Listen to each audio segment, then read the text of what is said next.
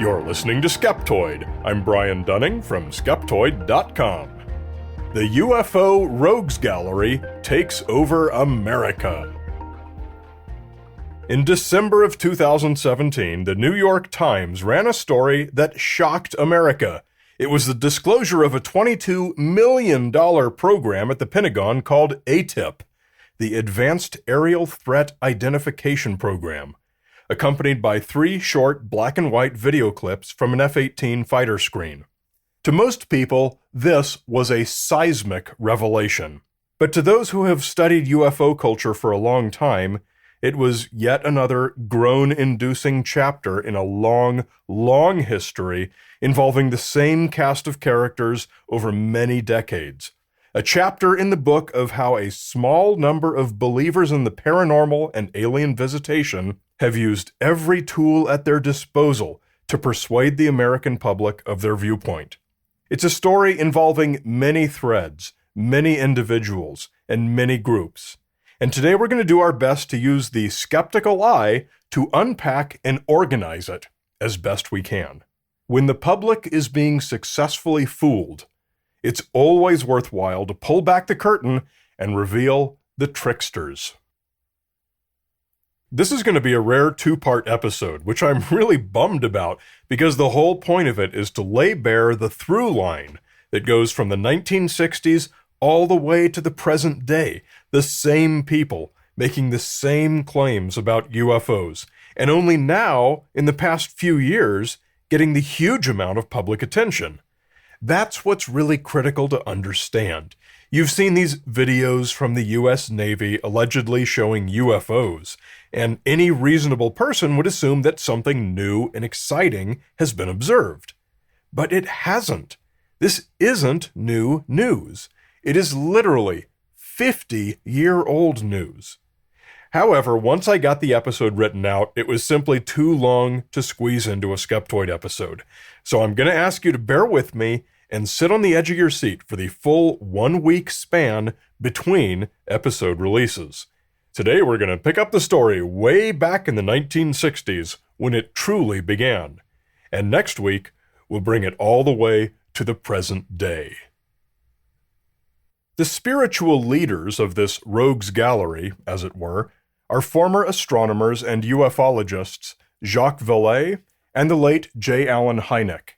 They became friends in the 1960s over their shared interest in the metaphysical, specifically an idea they both shared based on their observation that poltergeists and UFOs both had a habit of appearing and disappearing. Their belief was that poltergeists and UFOs, explicitly referring to alien spacecraft in this case, were the same manifestation of interdimensional beings. Together with their young protege, the devout Scientologist Hal Puthoff, Vallée jokingly referred to their little group as the Invisible College, a reference to their special knowledge unseen by others. A recent graduate in electrical engineering, Puthoff began working at SRI International, a paranormal research institute formerly associated with Stanford University. And that's where it all began. Chapter 1, The Stargate Project, 1978 to 1995. At SRI, Puthoff became the director for all the work contracted to them by the CIA and DIA, pertaining to various programs researching remote viewing, the use of psychic powers to spy on the Soviets. Puthoff was particularly enamored by their research subject, Uri Geller. Even after Geller was thoroughly proven to be a fraud by Dr. Ray Hyman and kicked out of the program, Puthoff continued to promote him as genuine, and still does to this day. Under Puthoff, Stargate made such breakthroughs as one of their psychics claiming to have traveled back in time 1 million years to commune with Martians, I'm not kidding, and others describing the contents of photographs in a closed but unsealed envelope after having been left alone with the envelope for 1 hour. Author Martin Gardner later wrote that Puthoff and the others at Stargate, quote, imagined they could do research in parapsychology, but instead dealt with psychics who were cleverer than they were. Eventually, the CIA decided that $10 million was enough to have wasted on a whole lot of nothing, and the Stargate project was finally terminated. But before it was, one of the intelligence officials briefed on it was the staff director of the Senate Select Committee on Intelligence, a certain Chris Mellon. Keep that name in mind. Chapter 2. NIDS, the National Institute for Discovery Science, 1995 to 2004. It was 1995 and Hal Puthoff needed a new job. One of his friends was Robert Bigelow, a hotel billionaire who was fascinated with life after death. With Bigelow's considerable bankroll, Bigelow and Puthoff co-founded the National Institute for Discovery Science, NIDS, to study reincarnation, interdimensional beings, ghosts, UFOs, and other strange things they all believed were found on Bigelow's Utah property, the infamous Skinwalker Ranch, today the setting for an eponymous paranormal TV series. Also present at the founding in an unofficial capacity was the U.S. Senator Harry Reid. Also on the NIDS Board of Advisors was a familiar name, Jacques Vallée. During these years, Bigelow was able to persuade the FAA, the Federal Aviation Administration, to change their UFO reporting recommendation to NIDS. So for a while, pilots were making their UFO reports directly to Skinwalker Ranch. In 1996, local UFO reporter and friend of the group, George Knapp, took Senator Reid to a UFO conference, which according to all accounts changed Reid's worldview profoundly.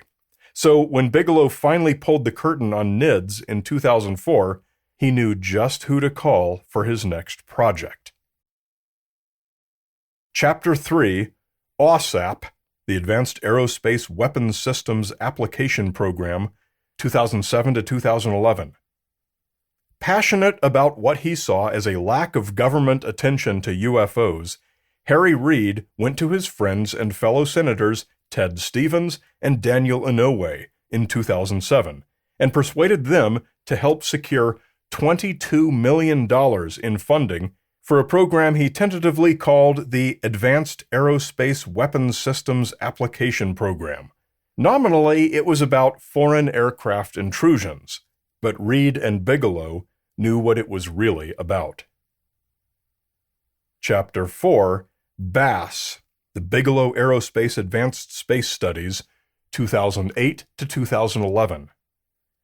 In August 2008, the DIA posted their first solicitation for bids for the first contract of $10 million. There was only one bidder, Robert Bigelow, and the money was awarded. The name of his new company was Bigelow Aerospace Advanced Space Studies. The contract required Bigelow to provide a suitable facility, and that's how money from the U.S. government revitalized research into interdimensional poltergeists at Skinwalker Ranch. After a few years, that $22 million had all been spent. What had it been spent on? We shall see. Chapter 5, ATIP, the Advanced Aerospace Threat Identification Program, 2011 to 2012. There had been little support at the Pentagon for AWSAP and its contractor, so no further money was forthcoming. Bigelow decided to continue funding it himself in 2011. A former military man named Luis Elizondo had been at the Pentagon interacting with AWSAP and was aware of its work. And under Bigelow's new funding, Elizondo continued it for about a year under the name ATIP, the Advanced Aerospace Threat Identification Program. Though it's never been clear exactly what he did, and the Pentagon has made contradictory statements over whether he actually worked for the program or not. Finally, an accounting was due. Numerous Freedom of Information Act requests poured in a few years later to determine what this $22 million had been spent on. Bigelow's initial $10 million contract was known, but all that the DIA produced to justify the rest of the money was a series of 38 written reports on crazy science fantasy subjects, including stargates, wormholes, warp drive, invisibility cloaking, anti-gravity, and vacuum energy. Every one of these papers is authored by some friend or associate of Bigelow and the Invisible College, including Hal Puthoff himself. After looking at the reports, actual physicist Sean Carroll told Business Insider in 2018, "It's bits and pieces of theoretical physics dressed up as if it has something to do with potentially real-world applications, which it doesn't. This is not something that's going to connect with engineering anytime soon, probably anytime ever." By all accounts, government officials who were aware of ATIP and its predecessors resisted making the program public simply because it was such an embarrassment.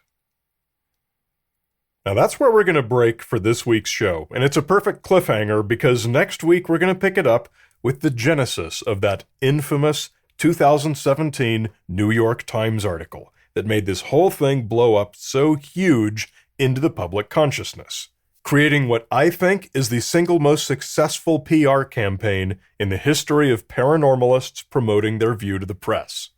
If you assumed that seminal New York Times article from 2017 titled "Glowing Auras and Black Money, the Pentagon's Mysterious UFO Program" was the result of a serious journalistic investigation by one of history's most respected newspapers, next week's episode just might blow your mind, because the answer is no. No, it wasn't. A great big Skeptoid shout-out to premium members Steve High, Joshua Lees, Phil Lisa and Tyler Williams, and Zachary Klipala.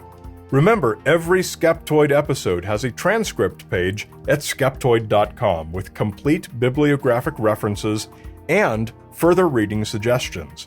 And they also print out into nicely formatted PDF documents that you can share. And while you're printing those out for your credulous office mates, check out the Skeptoid books at the Skeptoid Swag Store. They make great bathroom reading, and they're awesome gifts for people who don't listen to podcasts. Get them in our online store at skeptoid.com/store. You're listening to Skeptoid, a listener-supported program. I'm Brian Dunning from Skeptoid.com.